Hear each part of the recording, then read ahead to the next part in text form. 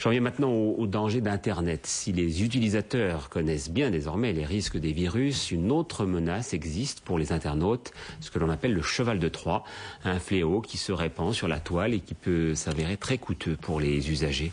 Enquête de Jean-Pierre Ferret et de Jean-Rémy Haas. Panique à CNN, sur la chaîne ABC, au New York Times, mais ailleurs encore. Cela s'est passé le 16 août dernier. Un virus a mis en panne tous les ordinateurs. Mais il y a encore plus dangereux qu'un virus. Il y a le cheval de Troie. Démonstration. Comme beaucoup de Français, M. Durand possède son ordinateur personnel. Ce qu'il ne sait pas, c'est qu'il y a dans sa machine un logiciel clandestin qui, à son insu, copie et retransmet toutes ses données. À 1000 km de là, dans cette officine mafieuse, le pirate, qui par Internet manipule à distance le logiciel clandestin. Monsieur Durand se connecte sur le site de sa banque. Simultanément, la même page s'ouvre sur l'écran du pirate. Monsieur Durand inscrit son numéro de compte, le pirate en prend connaissance aussitôt.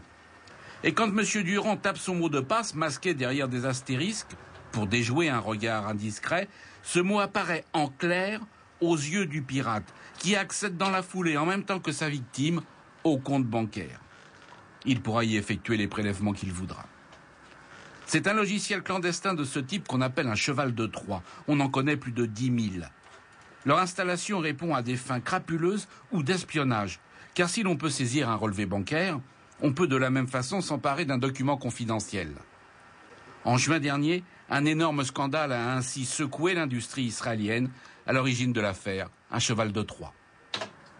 En France, c'est le SGDN, Secrétariat Général de la Défense Nationale, à Paris, aux Invalides, qui est chargé, entre autres, de la sécurité des systèmes informatiques de l'État. Ces experts sont formels. Tout ordinateur individuel est victime d'attaques. Presque tous les ordinateurs individuels sont infestés par un ou plusieurs chevaux de Troie infiltrés via Internet. Il y a d'autres cas de diffusion de chevaux de Troie, par exemple comme au travers de CD-ROM publicitaires, par exemple, qui sont l'occasion de diffuser et d'installer à l'intérieur de l'ordinateur des chevaux de Troie à l'insu de l'utilisateur. Autre exemple, quasiment tous les ordinateurs portables sont équipés d'un micro incorporé. Un cheval de Troie permet d'ouvrir ce micro à l'insu de l'usager. Le pirate peut ainsi entendre tout ce qui se dit dans la pièce, le bureau d'un chef d'entreprise par exemple. Oui, tout à fait, oui, je viens de le recevoir, je l'ai lu entièrement juste à l'instant, mais bon, il y a un gros problème apparemment, ce qu'il faudrait c'est faire attention au poste 3. Vraiment très mauvais, il ne faudrait surtout pas que ça... Même si vous n'avez pas de fortune, même si vous ne détenez aucun renseignement stratégique, votre ordinateur intéresse les truands. Une fois piratés, ils peuvent, sans que vous le sachiez, s'en servir de relais dans leur trafic, comme ils se servent de sociétés écrans pour brouiller leurs pistes financières. Une parade, une seule contre ces malveillances, procéder systématiquement aux mises à jour proposées par les fournisseurs de logiciels.